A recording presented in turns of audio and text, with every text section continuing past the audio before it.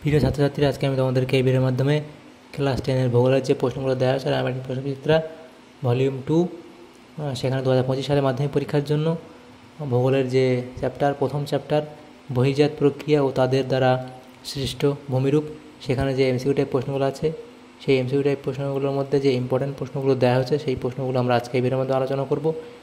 এবং আমাদের চ্যানেলটাকে অবশ্যই সাবস্ক্রাইব করে রাখবে পরবর্তী চ্যাপ্টারগুলোর প্রশ্নগুলো পাওয়ার জন্য। এবং যদি তোমরা অতি সংক্ষিপ্ত প্রশ্ন উত্তরগুলো পেতে চাও অবশ্যই কমেন্ট বক্সে তোমরা কমেন্ট করবে। তো আজকে দেখো আমাদের যে প্রশ্নগুলো দেওয়া হয়েছে, আমাদের প্রথম যে চ্যাপ্টারের সেটা হচ্ছে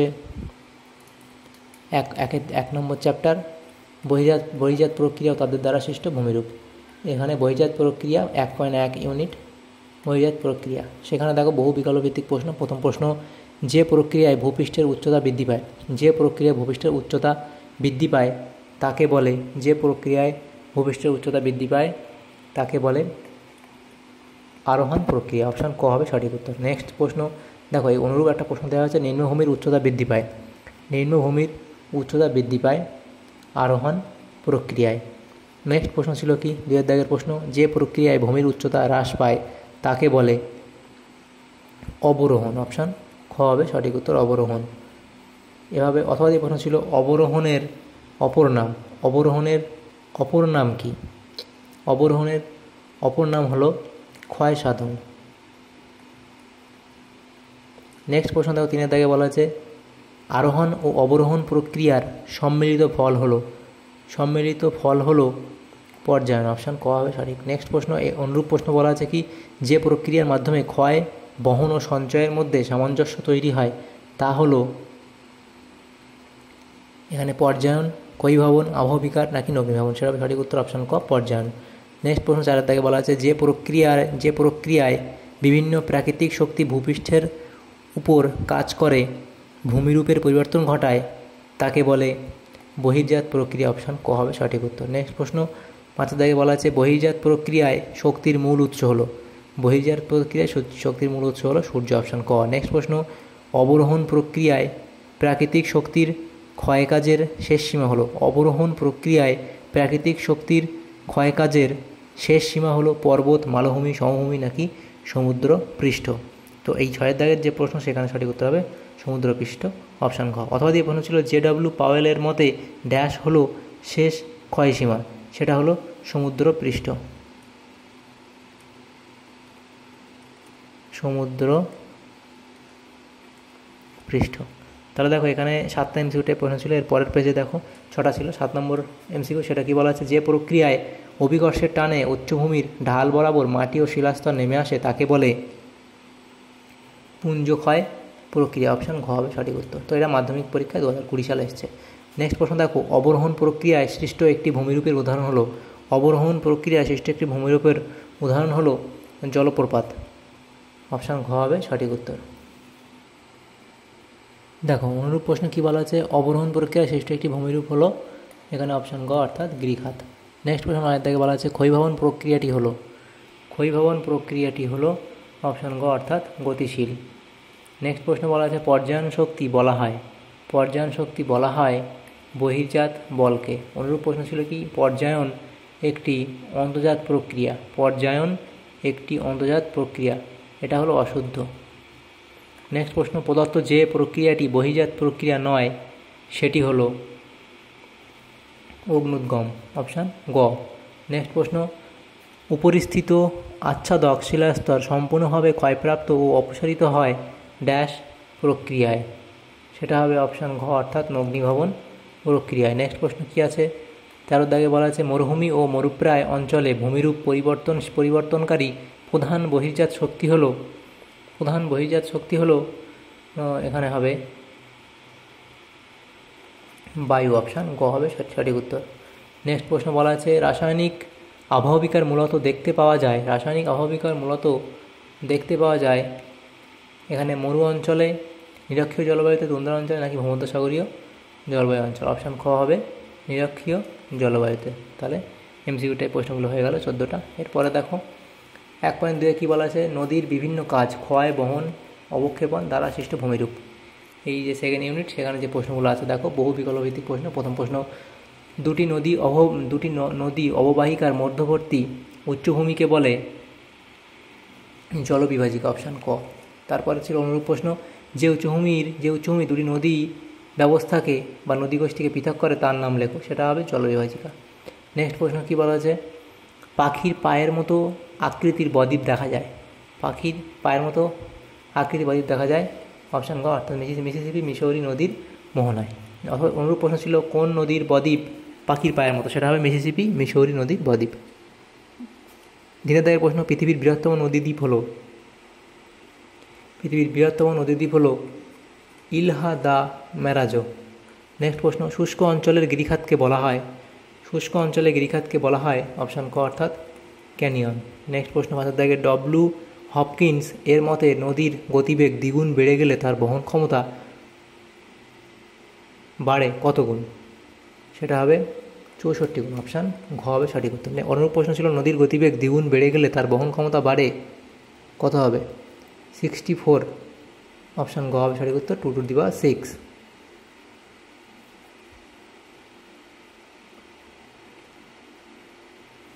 নেক্সট প্রশ্ন 6 দাগের প্রশ্ন, পলল শঙ্কু ও পলল ব্যজনী গঠিত হয় এখানে পর্বতের পাদদেশে, অপশান খ। নেক্সট প্রশ্ন, নদীর নিক পয়েন্টের মধ্যে সৃষ্টি হয়, এটা হবে জলপ্রপাত, অপশান গ।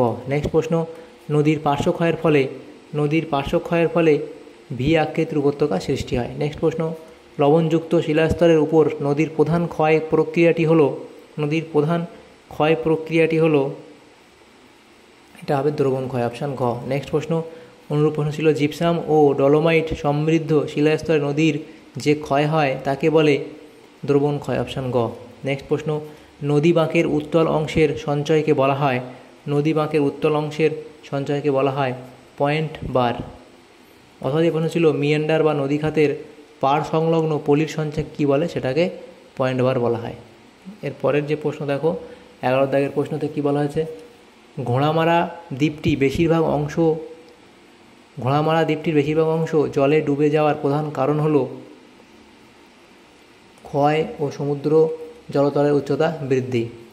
নেক্সট প্রশ্ন, করাতের দাঁতের মতো বা তীক্ষাগ্রা বদ্বীপ বা কাসপেট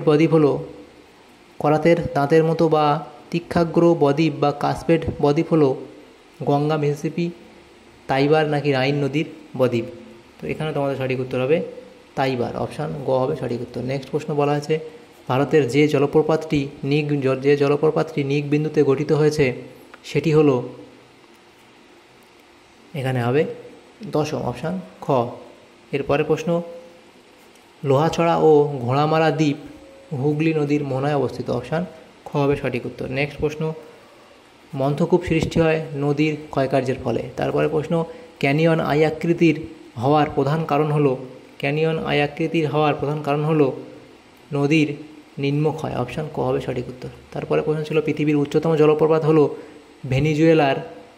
ভেনিজুয়েলার স্যাল্টো অ্যাঞ্জেল। 18 দাগের প্রশ্নে বলা আছে, যে ক্ষয়কারী প্রক্রিয়া নদীর ক্ষয়কাজের সঙ্গে যুক্ত নয় সেটি হলো অপসারণ, অপশান খ। নেক্সট প্রশ্ন, যে নির্দিষ্ট খাতের মধ্যে দিয়ে নদী প্রবাহমান হয় তাকে বলে নদীর উপত্যকা, অপশান ক হবে সঠিক উত্তর। এর পরের যে প্রশ্ন সেখানে দেখো কি বলা আছে, অনুরূপ প্রশ্ন ছিল এটা, উৎস থেকে মোহনা পর্যন্ত নদীর উভয় তীরের উচ্চভূমির মধ্যবর্তী দীর্ঘ সংকীর্ণ খাতকে বলে নদী উপত্যকা। নেক্সট প্রশ্ন ছিল, যে প্রক্রিয়ায় নদীবাহিত প্রস্তরখণ্ড পরস্পরের সঙ্গে সংঘর্ষের ফলে ভেঙে গিয়ে নুড়ি, বালি প্রভৃতিতে পরিণত হয় তাকে বলে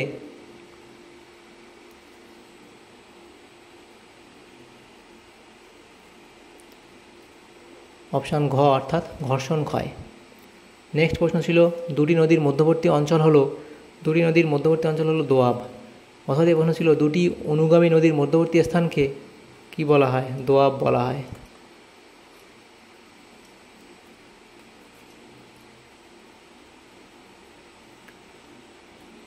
পরের দেখো 22 দাগের প্রশ্নে বলা আছে একাধিক জলপ্রপাত একটি রেখা বরাবর উৎপন্ন হলে সেই রেখাকে বলে প্রপাত রেখা। অপশান খ। অনুরূপ প্রশ্ন ছিল অনেকগুলি জলপ্রপাত একসঙ্গে পাশাপাশি অবস্থান করলে তাকে প্রপাত রেখা বলে। নেক্সট দেখো 1.3 দাগের 1.3 কী বলা আছে, হিমবাহের বিভিন্ন কাজ ক্ষয় বহন অবক্ষেপণ দ্বারা সৃষ্ট ভূমিরূপ। বহু বিকল্প ভিত্তিক প্রশ্ন। প্রথম প্রশ্ন বলা আছে হিমবাহ সৃষ্ট হ্রদ হলো করি হ্রদ। অপশান ক। নেক্সট প্রশ্ন ছিল করি উপত্যকায় সৃষ্ট হ্রদকে কি বলে? করি উপত্যকায় সৃষ্ট হ্রদকে কি বলে? শার্ক, বস, কুম নাকি টান? অপশান ক অর্থাৎ শার্ক। নেক্সট প্রশ্ন আছে কি মহাদেশীয় হিমবাহের বরফমুক্ত পর্বত শৃঙ্গকে বলে? মহাদেশীয় হিমবাহের বরফমুক্ত পর্বত শৃঙ্গকে বলে? এখানে হবে নুনাটাক্স। অপশান গ। নেক্সট প্রশ্ন অথবা ছিল গ্রিনল্যান্ডে বরফমুক্ত পর্বতচূড়াকে ড্যাশ বলে? এটা হবে নুনাটাক্স বলে। নেক্সট প্রশ্ন ছিল সমুদ্র উপকূল সংলগ্ন আংশিক জলপূর্ণ গিরিখাত বা নিমজ্জিত হিমবাহ উপত্যকাকে বলা হয় ফিয়র্ড। অপশান ক হবে সঠিক উত্তর। নেক্সট প্রশ্ন ছিল কি উচ্চ অক্ষাংশীয় অঞ্চলে উপকূলে নিমজ্জিত হিমদ্রোণীকে কি বলে? এখানে এটাকে ফিয়র্ড বলে। 4 দাগের প্রশ্ন ছিল হিমবাহের ক্ষয়কাজের ফলে গঠিত হয়? হিমবাহের ক্ষয়কাজের ফলে গঠিত হয় রসে মতানে। অপশান খ। অথবা অনুরূপ প্রশ্ন ছিল রসে মতানে সৃষ্টি হয় হিমবাহের ক্ষয়ের ফলে। 5 দাগের প্রশ্ন ছিল পর্বতের গায়ে যে রেখার নিচে বরফ গলে তা হলো হিমরেখা। অপশান ক। অথবা প্রশ্ন ছিল পর্বতের যে সীমারেখার উপরে সারা বছর বরফ জমে থাকে বা হিমবাহ অবস্থান করে তাকে ড্যাশ বলে? তাকে হিমরেখা বলে। আচ্ছা, নেক্সট যে প্রশ্ন সেখানে দেখো 6 দাগের প্রশ্ন। সেই 6 দাগের প্রশ্নে কী বলা হয়েছে? পৃথিবীর দ্রুততম হিমবাহ এটা হলো অপশান গ জেকবস ভ্যান। এরপরে প্রশ্ন ছিল ফিয়র্ডের দেশ দ্য ল্যান্ড অফ ফিয়র্ডস বলা হয় রাশিয়া, নরওয়ে। অপশান খ হবে সঠিক উত্তর, নরওয়েকে। নেক্সট প্রশ্ন 8 দাগে পর্বতারোহণে সমস্যার সৃষ্টি হয় এখানে হবে ক্রেভাসের উপস্থিতিতে। অপশান খ হবে সঠিক উত্তর। 9 দাগের প্রশ্নে বলা আছে গ্রিনল্যান্ড ও নিউজিল্যান্ডের সমুদ্র উপকূলে আংশিক ডুবে থাকা উপত্যকা যে প্রাকৃতিক শক্তির ক্ষয়কার্যের ফলে সৃষ্টি হয় তা হলো, এখানে তোমাদের সঠিক উত্তর হবে হিমবাহ। অপশান গ। নেক্সট প্রশ্ন কোরি নামক ভূমিরূপকে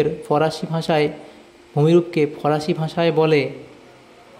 অপশান খ সঠিক উত্তর হবে শার্ক বলা হয়। নেক্সট দেখো 1.4 দাগের যে এগুলো আছে প্রশ্ন, সেখানে বায়ুর কাজ ক্ষয় অপসারণ সঞ্চয় দ্বারা সৃষ্ট ভূমিরূপ। তো এখানে প্রথম যে প্রশ্ন আছে দেখো 1 দাগের প্রশ্ন।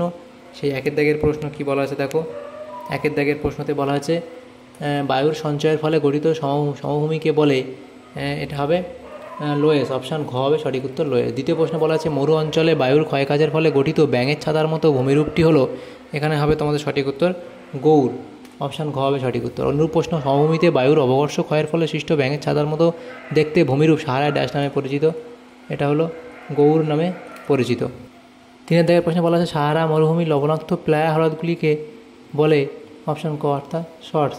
অনুরূপ প্রশ্ন আফ্রিকা মরুভূমিতে প্লায়া হ্রদকে বলে? অপশান গ হবে সঠিক উত্তর। নেক্সট প্রশ্নে বলা আছে 4 দাগের প্রশ্ন সমপ্রায় ভূমিতে কঠিন শিলাগঠিত কিছু অনুচ্চ পাহাড় অবশিষ্টাংশ ভূমিরূপ হিসেবে থেকে যায়, তাকে বলা হয়? অপশান ঘ অর্থাৎ ইনসেলবার্জ। নেক্সট প্রশ্ন বলা আছে শুষ্ক মরু বা মরুপ্রায় অঞ্চলে অবস্থিত লবণাক্ত হ্রদকে বলে? প্লায়া। অপশান গ হবে সঠিক উত্তর। অথবা প্রশ্ন ছিল রাজস্থানের মরু অঞ্চলে ছোট বড় অগভীর জলপূর্ণ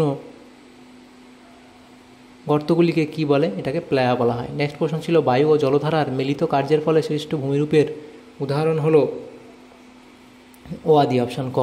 নেক্সট প্রশ্ন শুষ্ক অঞ্চলে বায়ুর অপসারণের দ্বারা সৃষ্ট পৃথিবীর বৃহত্তম গর্ত বা মরুখাত হলো? এটা হলো কাতারা। অপশান গ। পৃথিবীর বৃহত্তম ব্লো আউট হলো কাতারা।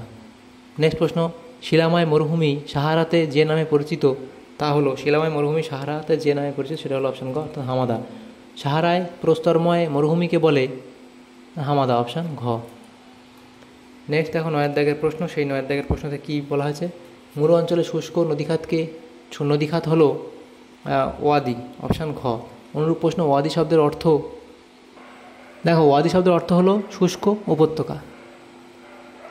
10 দাগের প্রশ্নে কী বলা আছে, অনুরূপ প্রশ্ন কী ছিল, মরুভূমিতে যে শুষ্ক উপত্যকা দেখা যায় তার নাম লেখো, সেটা হবে ওয়াদি।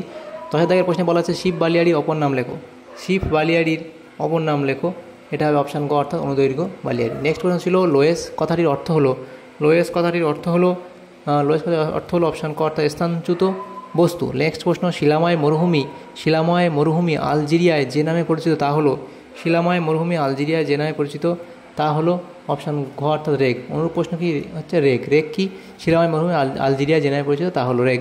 13 দাগের প্রশ্নে বলা আছে মরুভূমিতে বায়ু দ্বারা বালুকণা উত্থিত এবং অপসারিত হয় যে প্রক্রিয়ার সাহায্যে তা হলো, এখানে তোমাদের সঠিক উত্তর হবে অপশান ক, অর্থাৎ অপসারণ। নেক্সট প্রশ্ন, বায়ু ও জলধারা সম্মিলিত কার্যের ফলে গঠিত ভূমিরূপটি হলো, এখানে তোমাদের হবে পেডিমেন্ট, অপশান গ হবে সঠিক উত্তর, পেডিমেন্ট। অথবা দিয়ে বলেছিল মরু অঞ্চলে উচ্চভূমির পাদদেশে চওড়া বিস্তীর্ণ ঢালু ও শিলাময় এলাকাকে পেডিমেন্ট বলে। অথবা দিয়ে বলেছিল মরু অঞ্চলে পর্বতের পাদদেশে সৃষ্ট ড্যাশ হলো একটি ক্ষয়জাত ভূমিরূপ, সেটা হলো পেডিমেন্ট। নেক্সট প্রশ্ন, মরু অঞ্চলে ইনসেলবার্জের থেকে ছোট গোলাকৃতির বা গুম্বাজাকৃতির অবশিষ্ট পাহাড়কে বলা হয়, এটা হবে অপশান ঘ, অর্থাৎ বনহার্ড। অনুরূপ প্রশ্ন ছিল ইনসেলবার্জ ক্ষয় হয়ে গুম্বাজের ন্যায় ঢিবিতে পরিণত হয় তাকে কী বলে, তাকে বলা হয় বনহার্ড। 16 দাগের প্রশ্নে বলা আছে থর মরুভূমির শুষ্ক হ্রদকে কী বলা হয়, ধান বলা হয়, অপশান খ। নেক্সট প্রশ্ন ছিল 17 দাগের প্রশ্ন, মরুভূমিতে অবস্থিত বড় আকৃতির ইনসেলবার্জগুলিকে